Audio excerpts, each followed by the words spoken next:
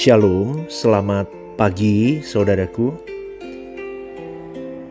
Satu hal yang sangat menyedihkan dan mengerikan adalah banyak orang sampai saat ini tidak mampu menghayati yang dinamakan dengan kekekalan. Banyak orang menganggap kekekalan itu hanyalah omong kosong. Mereka meremehkan, melecehkan, bahkan meragukan, bahkan menganggap itu hanya mitos. Dan mereka mungkin berpikir bahwa itu semua hanya untuk menakut-nakuti orang supaya hidup baik. Betul nggak saudaraku? Itu seringkali terjadi. Maka kalau kita berbicara tentang kekekalan, tentang surga, itu adalah sesuatu yang seringkali dianggap lelucon. Sampai pada satu titik seringkali orang menyesali itu semua ketika mereka sudah tidak berdaya hidup mereka. Mungkin mereka mengalami lemah tubuh, mengalami problematika hidup yang akhirnya membawa mereka kepada titik-titik di mana mereka tidak berdaya. Atau di titik-titik itu pun mereka masih tetap menganggap kekekalan itu tidak ada. Karena sombongnya manusia, kerasnya hati seorang manusia. Dan sampai pada satu titik, sampai di titik akhir, titik sakaratul maut, titik akhir sebelum dia melepaskan hidup di dunia ini, mereka baru sadar ternyata benar ya, aku harusnya dari dulu aku menghayati kekekalan hidup, bukan di penghujung hidup hariku seperti ini. Karena tahukah saudaraku, kematian itu bukan mitos. Kematian seseorang itu adalah kepastian dan itu fakta. Kematian bukan mimpi, itu fakta. Kematian bukan ilusi, halusinasi. Kematian bukanlah sesuatu yang tidak pasti, tetapi kematian itu adalah sesuatu yang pasti. Maka kekekalan pun juga sesuatu yang pasti. Tapi terserah kepada orang mau percaya atau tidak, karena tidak semua orang mau percaya tentang hal itu. Tetapi betapa mengerikan ketika seseorang menutup mata, ternyata ia harus menghadapi kekekalan, surga kekal atau neraka kekal, kemuliaan kekal atau kehinaan kekal. Dan itu betapa mengerikan. Dan orang mulai berkata lagi, tapi itu kan nanti, bukan sekarang, pastor. Mengapa aku harus bahas itu sekarang sih? Betul, tapi nanti itu kapan? Siapa yang tahu kapan kita berakhir hidup? Tidak ada yang tahu saudaraku. Bisa puluhan tahun lagi kita hidup, bisa hitungan tahun kita hidup, bisa hitungan bulan, bisa hitungan minggu, atau mungkin bisa hitungan hari, bahkan bisa hitungan jam. Betul kan saudaraku? Dan semuanya tidak bisa menghindari kematian. Maka kita harus sadar akan hal kekekalan ini jauh-jauh hari kita persiapkan. Kita mau anggap ini sebagai kerja keras yang harus kita usahakan secepat mungkin.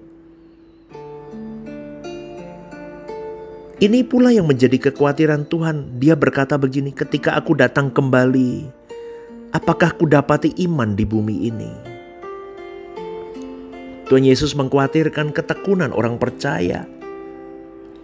Karena dia tahu iblis tidak tinggal diam, menggarap hidup orang-orang percaya, orang-orang dunia semuanya untuk digiring ke neraka kekal. Tuhan mau saudaraku mengingatkan supaya kita tidak terkejut ketika kita melihat kekekalan yang dahsyat.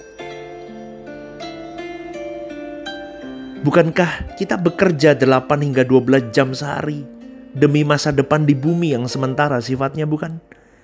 Tetapi mengapa untuk mencari Tuhan, untuk mengenal Tuhan, untuk bisa bersekutu dengan benar kepada Tuhan, yang adalah harta kekal itu, kenapa engkau dan saya tidak sungguh-sungguh, saudaraku? Sejatinya kita tahu berapa banyak orang yang akan bertekun dengan integritas komitmen yang kuat, menjadi pejuang Tuhan, bangsawan surgawi, menjadi satria Tuhan yang akan bukan saja menyelamatkan dirinya untuk masuk ke dalam kerajaan Allah dan menjadi anggota keluarga kerajaan Allah, tetapi mereka juga membawa orang-orang di sekitar mereka, membawa teman-teman mereka, orang tua mereka, adik mereka, om mereka, tante mereka, keluarga besar mereka, sahabat mereka, siapapun yang mereka temui. Saya tanya pada pagi hari ini, saya tantang dirimu dan tantang diriku sendiri ini. Apakah kita termasuk dalam hitungan mereka yang setia itu? Yang tidak ego untuk diri kita sendiri, tapi untuk orang lain juga. Maka renungkan ini, saudaraku. Kekristenan kita itu dituntut untuk berbuah. Seperti Nuh yang berteriak-teriak mengajak orang masuk bahtera. Kita mengajak orang masuk bahtera, dan bahtera itu adalah Tuhan Yesus itu sendiri. Amin, saudaraku.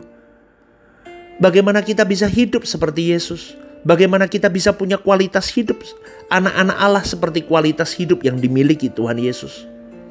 Bukan hanya jadi orang baik, bukan hanya jadi orang yang tidak bersalah dinilai hukum, di moral umum, tapi benar-benar merajut senyum Tuhan, menyukakan hati Allah. Ayo saudaraku, kita pilih jalan ini. Jalan yang tidak dipilih oleh dunia. Jalan yang ditinggalkan oleh manusia pada umumnya. Ingat, kita kumpulkan banyak manusia, banyak jiwa ke bahtera kita. Bahtera kita siapa? Tuhan Yesus. Kita kumpulkan sebanyak-banyaknya di sana. Kita bawa ke langit baru, bumi baru. Dimulai dari diri kita. Lepaskan percintaan duniamu. Lepaskan dosa-dosamu. Amin. Amin, saudaraku. Tanpa itu semua kita tidak bisa membawa banyak jiwa ke dalam bahtera kita, yaitu Tuhan Yesus. Oleh sebab itu kita mau berubah. Kita memilih untuk mengikut Tuhan Yesus saja. Andalkan Roh Kudus. Berjuanglah sungguh-sungguh. Dia akan menuntun kita.